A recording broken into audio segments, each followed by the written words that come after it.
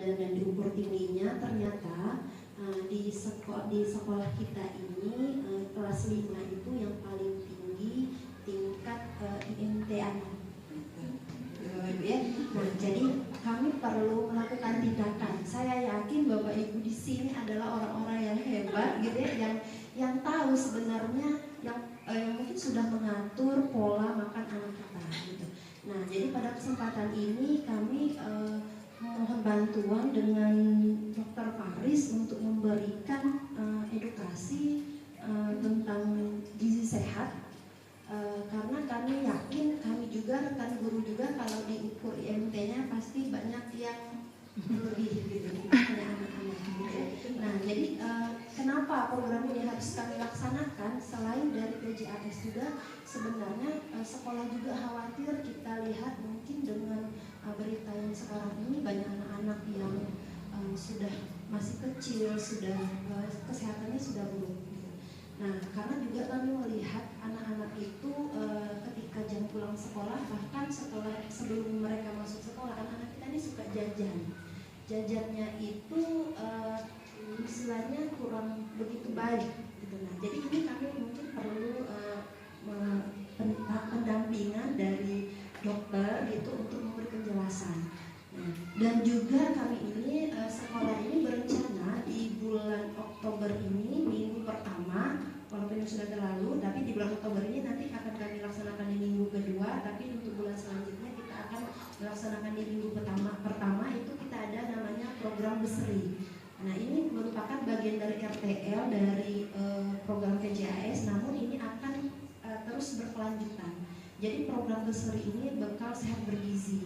Nah, apa hubungan dengan kegiatan ini? Jadi nanti kami setiap 1 bulan sekali anak-anak itu harus membawa bekal dari rumah, olahan rumah yang terdiri dari nasi, lauk pauk, sayur dan buah. Nah, itu anak yang 21 ini akan kami beri perlakuan berbeda gitu, khusus. Jadi mereka mungkin pada saat pelaksanaan program berserinya itu kita bekal anak-anak dibawa dari rumah, terus menggunakan tempat bekal, tidak diperkenankan misalnya bekalnya itu menggunakan styrofoam, bekal plastik atau bungkus makanan gitu ya. Jadi bekalnya harus membantu kita untuk mendapatkan kondisi tubuh yang sehat dan juga imunitas yang sehat gitu. Kalau misalnya dari kita mengkonsumsi makanan-makanan sehat dan juga makanan yang bersih, insya Allah nantinya tubuh kita pun akan sejalan dengan apa yang kita makan. Kalau misalnya kita makannya kayak gorengan atau misalnya nasi goreng tiap hari, itu kan pasti kayak bakal ada efeknya, baik secara langsung atau tidak langsung. Secara langsungnya kayak gimana dong? Secara langsungnya bisa menggorokannya sakit, gatel-gatel. Efek jangka panjangnya kolesterol bisa banyak. Nah, jadi mungkin makanan tuh memang makan aja kok, nggak apa-apa. Yang kalau misalnya masih muda, dari yang mulai kecil gitu kan, apa-apa lah. Gitu. Tapi sebenarnya itu sangat mempengaruhi dari kondisi kesehatan dari anak ataupun dari kita sendiri. Nah, yang seperti saya bilang tadi, kalau gizi yang sehat itu sangat-sangat mempengaruhi dari kecerdasan, perkembangan fisik dan mencegah penyakit. Karena kalau misalnya dia makanannya cukup, misal proteinnya cukup, terus juga kalorinya per hari itu tercukupi, baik dari sayur, protein, dari buah, dari lemaknya juga cukup, tidak yang berlebih, pasti nanti hasilnya juga akan baik buat tubuhnya. Entah dari imunitasnya baik, jadinya dia nggak gampang terinfeksi penyakit dari batuk pilek ataupun dari misalnya gampang diare ataupun juga gampang demam. Terus juga pengembangan fisiknya ini juga bisa berkembang pesat. Kenapa makanan bisa ngaruh ke perkembangan yang pesat sih dok? Misalnya tuh kalau misalnya ibu-ibu atau bapak sering lihat di internet, kalau misal makan protein itu bikin tinggi, atau misalnya makan protein itu bagus karena memang dari bensin utama dari tubuh tahankan dari kita ataupun untuk anak kita. Yang pertama dari mengkonsumsi makanan beragam. Beragam itu bukan maksudnya ada pisang goreng, ada bakwan, ada tahu tempe goreng, ada kayak singkong, bukan itu. Jadi komposisi beragam, ada nasi, sayur, lauk, dan buah.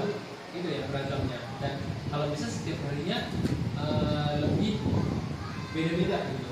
Pasti udah dari tadi aku kasih tahu, dok ini kan harus makan sayur, harus makan buah. Tapi anak saya tuh nggak mau dok, makan sayur itu susah. Ya pasti itu, pasti itu karena sangat susah. Nah nanti mungkin di rumah bisa dicoba. Aku sangat yakin itu susah karena teman-teman gue aja yang dokter kadang susah gitu untuk makan sayur gitu. Begitupun apalagi kalau aksesnya susah gitu. Dari Abang sendiri memang termasuk INT-nya agak berlebih gitu. Dan ini masih berusaha untuk menurunkan sampai normal gitu. Karena di sini gimana ya? Kalau kesulitannya untuk makan sayurnya sih susah karena untuk kayak warteg itu kan nggak ada yang buat sayur. Mulai saya curhat. Iya. Jadi kalau biar nantinya anak ini mau dicoba makan sayur atau buah, jangan dipaksa gitu kan. Kamu makan sayur, kalau nggak makan sayur nanti, nah itulah kayak gini. Jangan gini tuh. Nanti dia malah timbul ketakutan sama sayur ataupun nanti dia malah kayak makan sayur dongnya gitu kan, atau makan sayur nanti gimana nanti terekam gitu. Atau misalnya diancam yang lain, kalau nggak makan sayur nanti gini.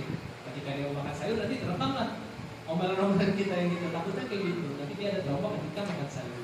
Atau jangan juga dia dikasih janji kayak misalnya nanti kalau makan sayur dibeliin bingse, es krim bingse yang manis. Nah jangan juga itu, nggak boleh. Karena nanti dia tuh lebih tertarik sama bingsenya dibanding sayurnya.